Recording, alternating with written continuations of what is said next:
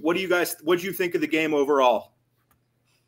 Wild. It was wild. I got worried for a moment. I'm not going to lie. It's like, oh no, we almost lost. But then that Ryan Williams touchdown, man, that was awesome. I don't know if it's an overstatement, but I feel like Ryan Williams might be the best receiver in college football. I tweeted he's the best receiver in the SEC. I tweeted on X. I still say Twitter, but X, that he's the best receiver in college football. And I mean, some people are disagreeing. I get that, but it might just be overreaction on my part. Might be an overreaction, but I mean, the move he made, the spin move to go around that guy, and then he spinned around again, and then the stiff arm, and he's 175 pounds, and he's 17 years old. It's unreal. I love watching him. He's a fantastic player at such a young age. And even though I was nervous and I thought Alabama was going to lose for a second there, I'm glad the game ended up being like this instead of just a blowout. I preferred this because it was such an entertaining game. So let's go ahead and go back to the beginning because so Bama comes out and punches them in the mouth right away. Milroe was unbelievable in that first quarter. Is that the best quarter of football Jalen Milroe has ever played? Yeah. I would have to say I agree. Considering the stage, the opponent, like I still think Georgia's a really good football team. And obviously, even when they were getting blown out, people are like, oh, they still got to go to Austin. And they got to play Ole Miss. That's not as imposing as it was. Yeah, Ole Miss, they're not going to win the big games. They're basically the Penn State of the SEC. Yeah. But like, is Georgia in trouble? And then obviously at the end, everyone's like, oh, Georgia's fine. But I was like, they're still they're still going to be like top 6, 7. But Alabama comes out, punches them in the mouth, makes first overall pick projected Carson Beck look like freaking insert quarterback here. It makes him look like, God bless him, but like Blake Barnett and some of these other Alabama quarterbacks that have gotten benched. David Crowell, he just looked terrible. And credit to him, man. You're on the road in that environment. You go down 28-0, and he fought. And so credit to Georgia for that. They did take a lead with 2 minutes left. But that first quarter, maybe the best quarter of Alabama football in a long time. Did it surprise you? Because when Saban was here, Alabama was very businesslike. Sort of, and the comment, and Herb Street and Fowler talked about this too. Bama was very businesslike. They came out, and Georgia was that way tonight. Bama was very loose. They played very emotional. Did that surprise you guys? I mean, it's an interesting question for sure because it's totally different now. The vibe is different now with Kalen DeBoer because he's not Nick Saban. I mean, there's still some elements there, but it's not the same.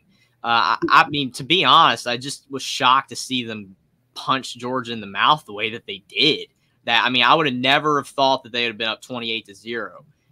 Just insane how that happened. But like you said, the emotions, yes, Nick Saban always had them more even kill. Like they were not gonna, like no matter what happened, like never too high, never too low. But like Jalen Hurts, I'll never forget. Like Jalen Hurts, his expression never changed, like ever at any point, even when they did good, it never changed. Yes, it's different now. I don't necessarily think that's a bad thing as long as you can keep it under control and not let it affect you when adversity strikes. Not to get too ahead of myself or too ahead into the game. Part of me does wonder if that's maybe what happened, is that they had so much emotion. They played so well. You can't sustain that for 4 quarters, especially against Georgia. And maybe that's how Georgia got back into the game. And Georgia's a really good football team, obviously. Jackson, Jackson and I were DMing on Twitter. I DM'd Jackson. I was just like, oh my God. And Jackson's like, oh, they're making our lives easy. And I was getting happy because I was like, oh man, this game's going to be over quick. Let's just run out this clock. Let's get out of here. This would be a nice, fun win to talk about. And, obviously not the case. But Jackson, what do you think of that first quarter, first half? That was unbelievable football from the Crimson Tide. Well, it was like Jeffrey said, nobody really expected it to happen. I mean, nobody thought they were going to be waking up on Saturday morning thinking Alabama's going to dominate Georgia 28-0. No one's really thinking that. I mean, nobody was thinking Kentucky would upset Ole Miss, let alone Alabama dominating Georgia. That was just not happening. Nobody was really thinking about that. But, of course, a lot of people talked about Kirby Smart's losing record against Alabama. And, there were some people just kind of like, oh, he can't win. And, everybody was wondering, can Kalen Bohr and the Crimson Tide get it done? Well, it was looking that way. Second half, looking like we were going to blow it. But then in the fourth quarter, we saved the day. Milroe and Williams, my God. I mean, a boy has became a man tonight. That's Ryan Williams for you in a nutshell. That was just an absurd catch. And we'll get to that. But first 4 drives, 8 plays, 70 yards, 6 plays, 84 yards. They get a pick off Carson Beck, 3 plays, 22 yards, 6 plays. Like, they had one short drive field, but the other ones, they drove the field against a Georgia defense loaded with NFL guys. They found a lot of success on the edges, especially with Milroe. Even in the intermediate game, this was Jalen Milroe's best game, at least in the first half. We can talk about the second half. I thought, and Jackson, you've watched, even in the blowouts, Western Kentucky, even Wisconsin a little bit, and especially South Florida, the secondary had dudes running wide open. Yeah. And just Byron Brown couldn't hit them, and TJ Finley, because they're not very good quarterbacks. For the first half, and we're still at the first half, people, we'll talk about the second half. I thought the Bama secondary was outstanding. Yeah. I thought they were outstanding. I mean, all over the place. They were where they were supposed to be. They were aggressive. They weren't forcing DPIs. Georgia had, 3 offensive pass interference? Yeah. One on the Lovett. One was a pick play. I don't remember the third. Georgia kept pushing off all game. Yeah. Yeah, and you maybe on that last big play before they scored, you could have called one, but I'm okay with them not calling it there. That's fine. But, yeah, I thought the Bama defense was unbelievable. They were flying around, got a couple picks, forced a fumble. But, yeah, defensively, what did you see in the first half? I mean, was the first half of that game just perfect football? Perfect football, no doubt. I mean, you can't really get much better than that, especially against a team as good as Georgia is. I mean, it'd be different if you're playing, like South Florida. Like, that's what you would have thought Alabama would have done against South Florida, right? Just blow the doors off of them from the get-go. Did not happen the last 2 years, but more surprising this year because Milroe actually played. Yeah, it was just in the game, but yes, like you're the preseason. Sorry, I cut out there, but yeah, I mean, against the team that good, yeah, that's about as perfect as you can get. I know there's a lot of hype. Obviously, Saban retiring, and it is a huge deal. We're college football dorks here. You watching are college football dorks, so you know this. I think millions of people tonight learned that a coach, if you take away COVID, that's 104-9 can coach some ball. DeBoer knows what he's doing. Oh, yeah. He knows what he's doing. I mean, he took Washington. Washington went 4-8, and we're in the national championship 2 years later. Mm-hmm. And the magic he did at Fresno State and Sioux Falls. I mean, the guy has been the offensive coordinator of Indiana.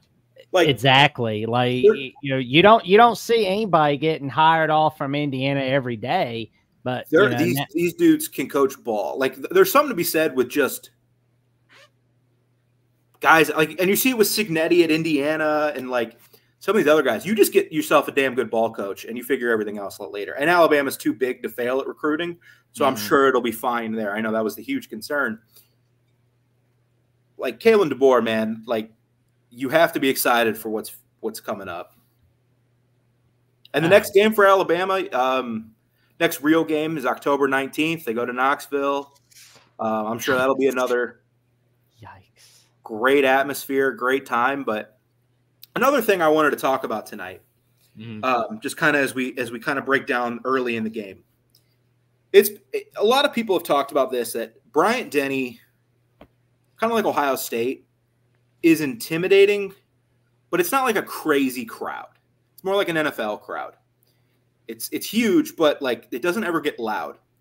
And it may have been, I forget who it was, but he's like, unless Alabama feels threatened. LSU in 2019. There's been some other times. That's the one that immediately comes to mind. That place gets to another level, and it actually becomes like a Tiger Stadium or Penn State, where every game routinely it's just crazy in a madhouse. Georgia walked into a hornet's nest. That was a crazy crowd tonight. And good on you, Alabama fans. Well, you know, prior to tonight, Georgia was 2-8 throughout their 10 trips in Tuscaloosa. The only 2 wins were in 2007 on ESPN September 23rd, and in October 2020, October 2002 under Mark Richt in his second year. Yeah. But like under Saban, and Saban complained about this routinely. Like, oh, the students are leaving at halftime of SEC games. This is ridiculous. It's like, yeah, Nick, because you're up 30-0 and they want to go party because you're blowing everybody out. Rarely do Alabama fans feel threatened. You know, teams could come in there and play close games like South Florida just did. Yeah, there are other examples. Tonight, that crowd felt threatened, and that place was electric. Yeah, I do agree with your statement, though, Zach, in the fact that some stadiums set themselves apart with their fans based off the fact that every game. I mean, like Nebraska, like everyone says they're like the ultimate fan base because they've been horrible for so long, and they still sell it out. They still support the team. And yes, Alabama, the fans support the team. Like they're selling out all the time. It's full, but it's not as loud as it could be. And and like you said, if they blow a team out, they leave a lot of them, especially the students. And I know why, like you said, party and stuff, but you're not truly supporting the team all the way through, though. And to be fair, this isn't just an Alabama problem. Ohio State has this problem. They're the main ones I'm thinking of, but there are other places that have this issue where fans do come. It's just not a crazy environment. It's more laid back. Texas has this problem. OU can kind of have this problem unless they feel just give everybody free beer and it's all taken care of. Yeah, kind of like Cow and Chick, where it's like free trailer. When Alabama went to Texas a few years ago, I was stunned at how crazy that crowd was because Texas is like the ultimate. This is an NFL crowd. Like it's loud, but it's not. It's 100,000 people here. I still can't believe Alabama won that game. That's the main one I'm thinking of like an NFL type crowd. Where it came alive and was a college crowd. Like Texas has that, OU has that. That Bama crowd was outstanding tonight, and they made a huge impact in the first half. Georgia's used to everywhere they go is a crazy crowd. You know, they go to – well, they don't go to Florida, obviously, but they go to Tennessee. They go to South Carolina. There's going to be crazy crowds. They're used to that. They were shook in the first half by that Bryant-Denny crowd. So good on you, Alabama fans. I'm glad they helped the team out and supported them all the way through. And when they got, like you said, threatened, they really upped the ante. I mean, it was loud. Like, I wish I was there. I wish I was at the game. Oh, that's how good. Like, the thing is, and I do this all the time, like when I'm watching a game on TV, like even if I'm not a fan of a team, like I'm a fan of Alabama or a fan of Indiana or North Carolina or some teams that I like, you know, like even if it's like Penn State, doesn't matter who it is. Like, I mean, I want to be there when it's a really big game and that atmosphere is rolling. You just want to experience it. I mean, I've been to some games, but nothing that crazy. I mean, that is just I'm in my apartment, and you can see my one movie poster fell down. It's an Indiana Jones poster. I'm in my apartment, and you know, we'll talk about it, but I'm just here with my couple friends, and we're like getting up off our couch when Ryan Williams scored that touchdown. We're like, oh my God. That's exactly my reaction. I was like, oh my God, I'm going to wake my neighbors up. But I was like, oh my God, that's incredible. Like, there's still, you know, we're not going to go into it. I still don't like the 12-team playoff. I don't like. I've talked with Mark at length about that. Yeah, we don't need to go into it. I don't like a lot of the conference expansion and all this stuff and realignment. A lot of this stuff still drives me nuts. These are the kind of games where even with the 12-team playoff, you're like, oh, they don't matter as much. You tell that to the fans, tell that to the kids, tell that to the people watching, man, because that was electric. This is why we love the sport, is these kind of games.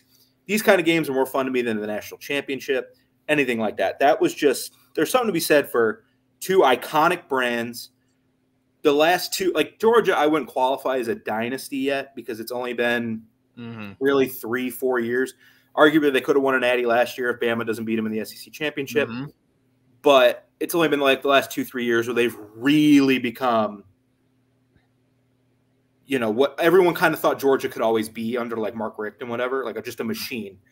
And then Bama's obviously, you know, the Saban dynasty, and we'll see what happens moving forward. There's just something to be said, man, when two teams like that match up. Like USC Michigan last week was a freaking outstanding football game. Yeah. And this is why we watch. There's something to be said for that. Yeah, and momentum is also another thing that is. We'll get to momentum. Yeah, I didn't know a lot of it segment, but I mean, momentum is such a thing in college football. I feel like it's more so than in any sport, like major sport, because you see the crowd. I mean, just everything changes just on a couple plays, and that we've seen that in so many games already this year. But I mean, I've been watching football for about 15 years, and really, especially religiously, the last 10 years.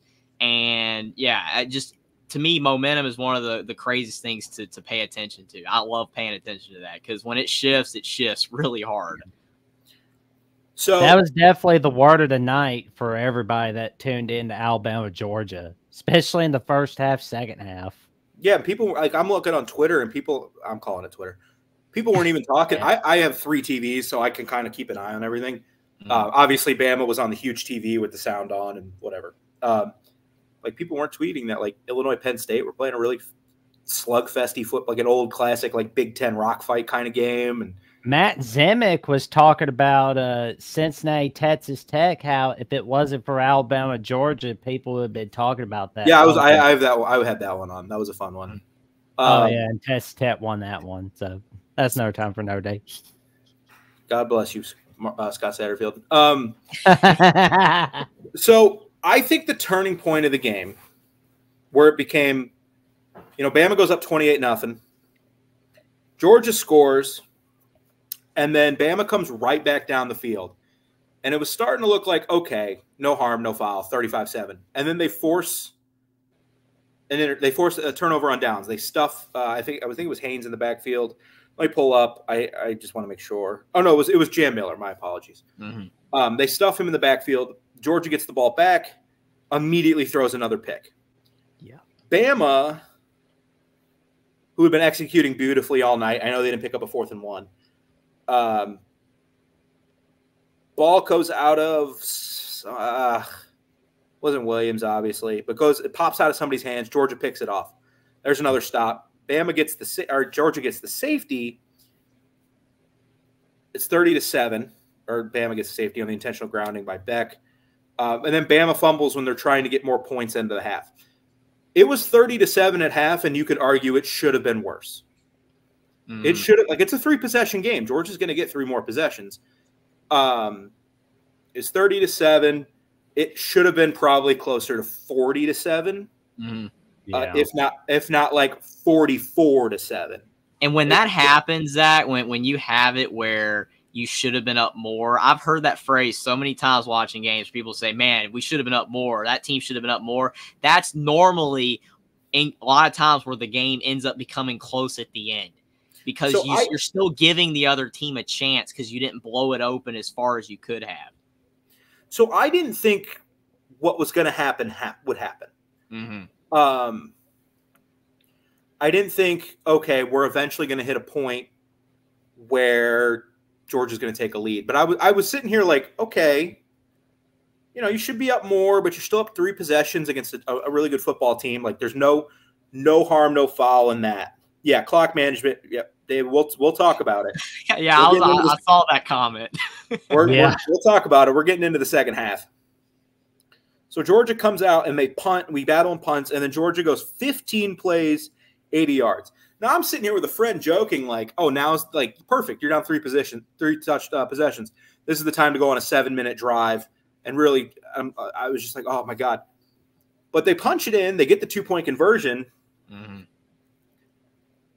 It's 30-15. It's a 2-possession game. And I'm like, it's a 2-possession game against Georgia, who has weapons. And a Bama secondary that has been leaky this year, despite being outstanding in the first half. Mm-hmm. But then Bama gets a field goal, 33-15. Where was your guys' mind at when towards the end of the third quarter, and then they force a fumble? Mm-hmm. Did you guys think the game was over at that point? Because I certainly did. I was like, 3-possession game. They just got the ball back. It's the fourth quarter. Golden. Honestly, if we were still leading by 2 possessions when it gets to like 5 minutes left in the game, then it's like, it's over. I'm not going to sit and go, game's over with a 30-point lead in the third quarter. Yeah, that's fair. I will say I was close to you, Zach, on your opinion that I thought it was almost over, but I never, at that point, I didn't think it was completely over. I swear I was opening up my laptop. I was starting to make banners. I haven't deleted it yet. It was like, Bama rolls Georgia. Like, what a performance by the Crimson Tide. And then I'm like, okay. And then Bama, in like 2 minutes, Georgia goes down. Touchdown. They didn't get the 2-point conversion. I'm like, okay, now it's 33-21. Bama has to punt. They're not. They go like 6 and out. They got 1 first down. But they keep throwing the ball with Milroe. And then they're not gaining any traction on the outside because Georgia's a really good defense. Schumann and Kirby know what they're doing. I'm like, okay. Georgia gets the ball back. And I'm like, okay, they got to go 78 yards. There's like 7 minutes left. 47-yard bomb to Arian Smith. Bomb. And this is after a 30-yard bomb to Cash Jones. And at this point now, I'm like, this is even before the touchdown. I'm like, oh, my God, we have a game. Mm-hmm. We have exactly. A game. That was the point, me too. I'm like, they're coming back. They score 33-28.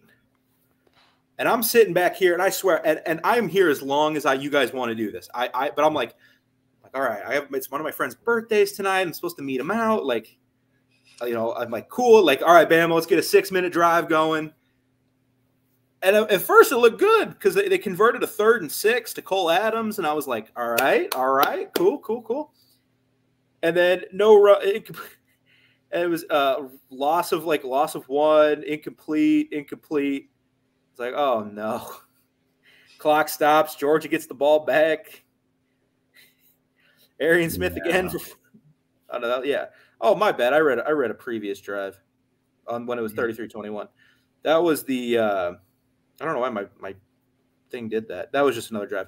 But then we have the 2 big bombs to Cash Jones and Arian Smith. And it's and then Carson Beck to Dylan Bell for 67 yards. Touchdown. Where was your mind at when Georgia took was worried.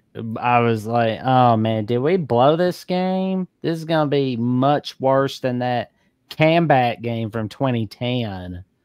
I was like 6 years old during that game. I remember. I was like, no.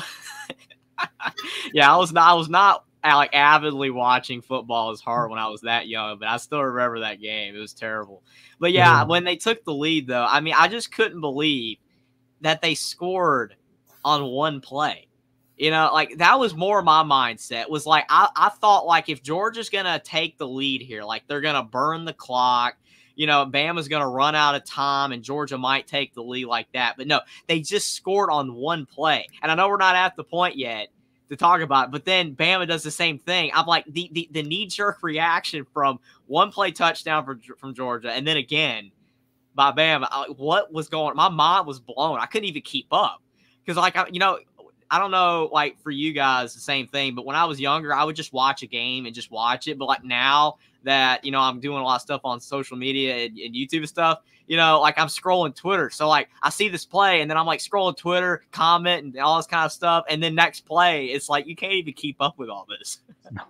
That was, so, like I said, the last couple weeks and all season, there's been some coverage busts by this Alabama secondary. Just these quarterbacks they've been playing. Braden Locke and Byron Brown, who played like crap today against Tulane.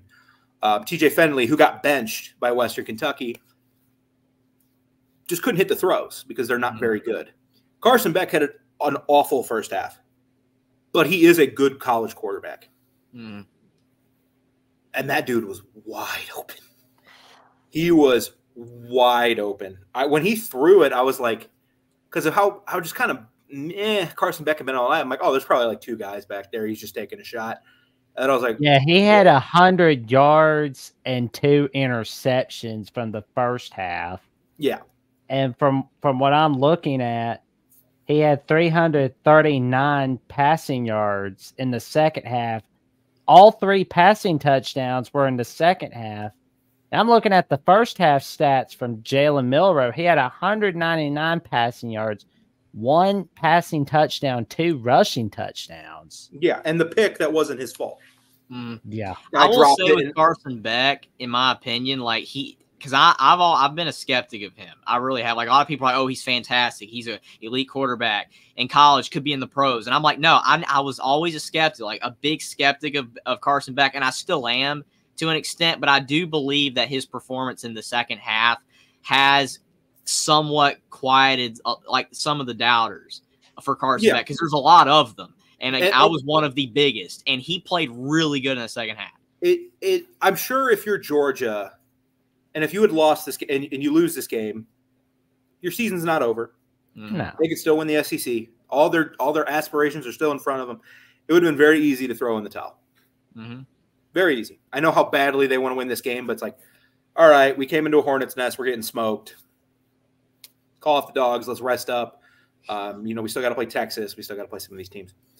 No, that second half performance was outstanding. And I know we'll talk about the final drive here in a second. But before we do that, welcome to the channel. If you're just here, subscribe, like the video, share with your friends. We'll be here. Well, not me, but these 2 guys will be here every week moving forward. Vanderbilt next week, and then South Carolina, and then the big one against Tennessee. So, or did I flip that? It is Vanderbilt next week, right? Vanderbilt, South Carolina, and Tennessee. Okay, so I did have that in the right order. Yeah, Tennessee scares me, honestly. As they should, but we'll get to that in a second. Yeah, Carson Beck was really good in the second half. Yeah, and Justice Miller, because after the first half, I was like, it's weird to put a Heisman race in September. And I watched a lot of football today, and I'm like, okay, they won, so it's probably fair to put Travis Hunter on that board. Yeah, because that kid's unbelievable. And I was like, Colorado's not going to win enough games, but I'm like, they win like 8 games, and he's awesome. Like, and then I'm watching the first half of Bama, and I'm like, Milroe's got it. Milroe's going to be your pole position leader, and he might still be, but what about Ryan Williams? I think it's so like Devontae had to go for like 2,020 touchdowns to win it. Well, I mean, you never know, because you never know. But I just find it's so hard for a receiver to win. If Ryan Williams because he's a freshman, it might actually help him because it's so impressive. If he has really good stats, if he has another, if he has another big game like this against Tennessee, he will. Like, I'm not talking like 10 catches, 120 yards or whatever. I'm talking like tonight where he went for 180 or 178 or whatever. And another 177 receiving yards. And another huge like game-changing play, which we'll talk about here in a second. Yeah, I think you get there's a chance. He would be the youngest Heisman winner ever at that point. Because I don't know I've been looking for Heisman winners that are that young. I can't find any of them that were 17 years old. Well, no, I mean, Winston won as a redshirt freshman. I think that he's the youngest. Manziel won it as a redshirt. Manziel won it as a redshirt freshman. Or was he a redshirt sophomore? No, he was freshman because he had to stay another year in school. He couldn't go to the draft after 12. Yeah, he might. I think so. Tebow was the first sophomore ever to win a Heisman in 2007. Yeah. I think personally, the thing that Ryan Williams would overcome is even if he puts up huge numbers, that also means Jalen Milroe's putting up huge numbers. Mm-hmm. And they would give it to Milroe before that. Unless unless Milroe's throwing for like 240 and Williams is going for 220. It's just so hard to win as a wide receiver. Yeah, that year with Mac Jones, it's just because of the fact like Devontae Smith had so much of the yards, so many of the receptions and touchdowns. Like Mac Jones just didn't impress, enough. Like he didn't. Like you're also gonna have Bill Rose rushing stats too. Like Matt Jones doesn't have. He didn't have that. Let me say Devontae Smith absolutely deserved that Heisman. Mm-hmm. It was also kind of like a career thing because the man scored a winning touchdown in the national championship. Was like I always tell it to people because I love Devontae Smith, and I'm like, this man went for 225 in the first half of a national championship, and it wasn't his biggest moment in a national championship. That dude was unbelievable. I just think it'll be hard, but if he keeps putting up games like this, he'll be in the conversation. Oh yeah. If you want to get annoyed, the Ryan Williams versus Jeremiah Smith debate for the next 3 years is going man, that's gonna be really it's already happening. Because Jeremiah Smith's a beast too. He just hasn't had a chance to do it. He just hasn't had a chance to do something like this because Ohio State's schedule thus far has stunk. Oh God, the non-con schedule is pitiful. It's just pitiful. They're doing what Michigan did last year. Fair, and you know what? Fair enough. They're trying to win a national championship. But there is something to be said about having an easier schedule. It really is. I mean, look at when you're a team like Ohio State, because you can just out talent people. Now, if you're Ole Miss, maybe challenge yourself a little bit. Yeah. But okay, so back to the game. Bama gets the ball back. Down now, Georgia doesn't get the 2-point, which gave me a little bit of confidence because, okay, you get a field goal, you win. You get the field goal, you win the game. And clock management in that second half. Kalen, let's work on it, man. You got 3 weeks. South Carolina is a much better team than I think any of us thought coming into the season. But they're at home, and your offensive line's been very good this year. You should be able to – that's their strength. Their defensive line's outstanding. You should be able to hold your own. And Vanderbilt, they're feisty, but that shouldn't be a game. No. God bless Vandy. They're a feisty team. I know, but that shouldn't be close. You got a couple weeks to work on it. With end-to-half situations before you go to Knoxville.